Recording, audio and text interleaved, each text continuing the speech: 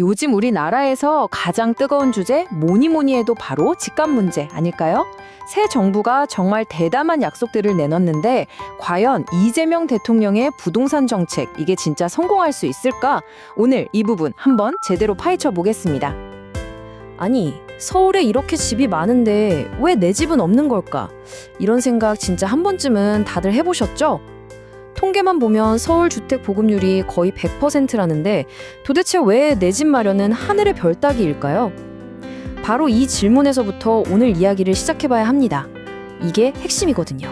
자, 그럼 해결책을 찾으려면 진짜 문제가 뭔지부터 알아야겠죠? 근데 이게 대부분 사람들이 생각하는 거랑은 좀 다를 수 있어요. 시장에 진짜 공급 문제가 뭔지 지금부터 한번 들여다보죠. 자, 여기서 우리가 흔히 하는 오해 하나를 딱 짚고 넘어가야 돼요. 우리가 공급이라고 하면 보통 새로 짓는 아파트를 떠올리잖아요. 근데 단기적인 집값을 움직이는 진짜 공급은 그게 아니에요. 바로 기존의 집을 가진 사람들이 나 집 팔래 하고 시장에 내놓는 매물, 바로 이겁니다. 이 매물이 많아지면 당연히 가격은 안정되고 이게 쏙 들어가 버리면 가격은 막 치솟는 거죠. 아주 간단한 원리예요. 이 그래프를 보시면 서울 부동산 시장의 특징이 한눈에 들어옵니다. 자가 점유율이라고 하죠. 자기 집에 직접 사는 사람 비율인데 서울은 겨우 44%밖에 안 돼요. 이게 무슨 말이냐면 절반이 넘는 집은 주인이 따로 있고 세입자가 살고 있다는 거죠. 전국에서 자가 점유율이 가장 높은 울산이랑 비교해보면 차이가 확 나죠? 결국 서울의 집은 사는 리빙 곳이기도 하지만 그보다는 사는 바인 것. 그러니까 투자 상품의 성격이 훨씬 강하다는 걸 보여주는 겁니다. 자, 이렇게 투자 시장 성격이 강하다 보니까 바로 이런 결과가 나오는 거예요. 서울 매물량 변동폭 좀 보세요. 완전 롤러코스터죠. 집값 오를 것 같으면 집주인들이 매물을 싹 걷어들이고 좀 떨어질 것 같다 싶으면 갑자기 막 쏟아내는 거예요. 사람들이 진짜 사는 데 집중하는 울상의 안정적인 모습하고는 완전 딴판이죠. 바로 이 예측 불가능함, 이게 서울 집값을 계속 불안하게 만드는 진짜 범인인 겁니다.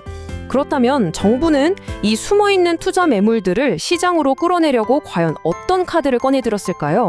바로 5월 9일이라는 아주 강력한 데드라인을 설정했습니다. 정부가 꺼내든 첫 번째 카드는 역시 세금입니다. 이걸로 압박을 하는 거죠. 논리는 아주 간단해요.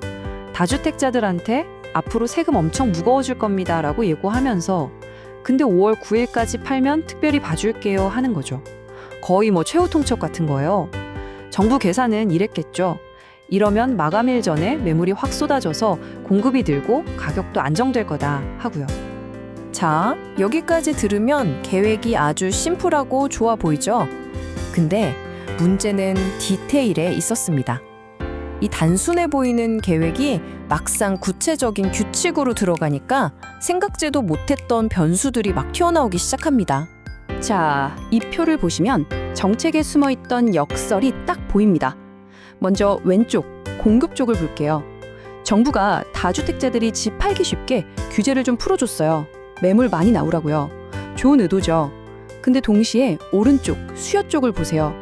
원래는 무주택자만 살 수 있었는데 이걸 집 한 채 있는 사람이 더 좋은 집으로 이사 가려고요 하면서 살 수 있게 또 길을 열어준 거예요. 자, 그럼 어떻게 될까요?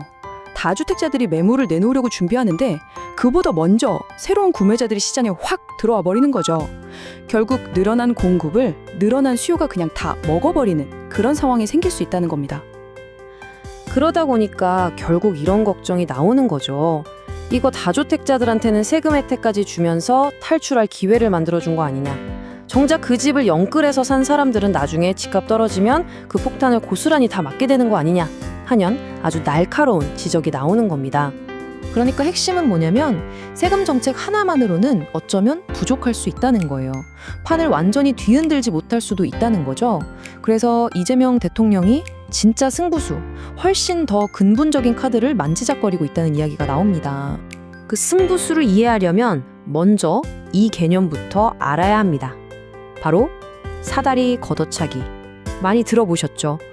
옛날에 대출 규제 널널할 때 쉽게 돈 빌려서 집 산 사람들은 자산이 막 불어나는 혜택을 받는데 정작 지금 집을 사려는 젊은 세대들은 꽉 막힌 대출 규제 때문에 아예 사다리에 올라탈 기회조차 없어진 이 불공정한 상황을 말하는 거잖아요. 이재명 대통령이 꺼내든 금융혁명이라는 카드가 바로 이 사다리 문제를 정면으로 부수겠다는 겁니다. 자, 어떻게 작동하는지 한번 보시죠. 1단계, 옛날에 좋은 조건으로 대출 많이 받은 다주택자가 있어요. 2단계, 시간이 흘러서 대출 만기가 다가옵니다. 자, 여기서부터가 핵심인데 3단계, 대출을 연장할 때 옛날 그 널널한 기준이 아니라 지금의 빡빡한 LTV 40% 같은 규제를 그대로 적용해버리는 겁니다. 그럼 4단계 어떻게 되겠어요? 대출 한도가 확 줄어드니까 그 차액만큼을 당장 갚으라는 압박이 들어오겠죠. 버티기 힘들겠죠. 그럼 결국 5단계, 그 돈을 마련하기 위해서라도 어쩔 수 없이 집을 시장에 내놓게 만든다는 아주 강력한 구상인 겁니다. 이게 그냥 단순한 정책이 아니에요. 그 파급력이 워낙 클 걸로 예상되니까 한 자료에서는 이걸 금융혁명이라고까지 표현하더라고요. 기존에 불공정했던 사다리를 아예 걷어치우고 대출 시장의 판 자체를 새로 짜겠다는 거의 선전포고나 다름없는 거죠. 자, 그런데요. 아무리 이렇게 기가 막히게 설계된 정책이라도 이게 진짜 성공하려면 마지막 퍼즐 한 조각이 꼭 필요합니다. 어쩌면 가장 중요한 걸 수도 있어요. 바로 이 정책을 만든 사람들에 대한 시장의 신뢰입니다.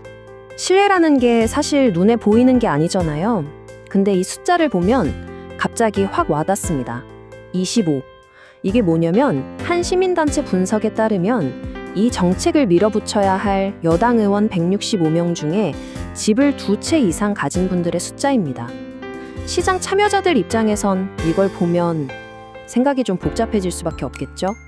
왜냐면 시장의 눈으로 보면 정책을 만드는 사람들은 최고의 정보를 가진 내부자들이거든요. 주식시장을 생각해 보세요. 회사 사장님이 자기 회사 주식을 막 판다? 이건 엄청나게 강력한 신호잖아요. 뭔가 안 좋은 일이 있나 보다 하고요. 부동산 시장도 똑같습니다. 이 정책을 만든 사람들이 솔선수범해서 자기 집을 판다? 그러면 시장은 이번엔 진짜 제대로 하려나 보다 하고 믿겠죠. 근데 반대로 입으로는 집값 잡겠다고 하면서 정작 자기 집은 꼭 쥐고 있다? 그럼 아무리 좋은 정책을 내놔도 그게 과연 시장에 먹힐까요? 결국 이 거대한 부동산 정책의 성공이냐 실패냐는 어쩌면 이 마지막 질문 하나에 달려 있는지도 모르겠습니다. 얼마나 정책을 똑똑하게 설계했느냐보다 그 정책을 만든 사람들 스스로가 어떤 행동을 보여주느냐가 시장의 믿음을 얻는 훨씬 더 강력한 증거가 될 테니까요. 과연 그들은 가장 먼저 자기 집을 파는 선택을 할까요? 이번에는 실패 없이 꼭 성공할 현명하고 지혜로운 새로운 카드를 기대해 봅니다. 이 내용이 도움이 되었다면 좋아요와 구독을 눌러주세요. 새로운 내용을 전하는데 큰 힘이 됩니다. 끝까지 시청해 주셔서 감사합니다. 여러분의 해안을 응원합니다.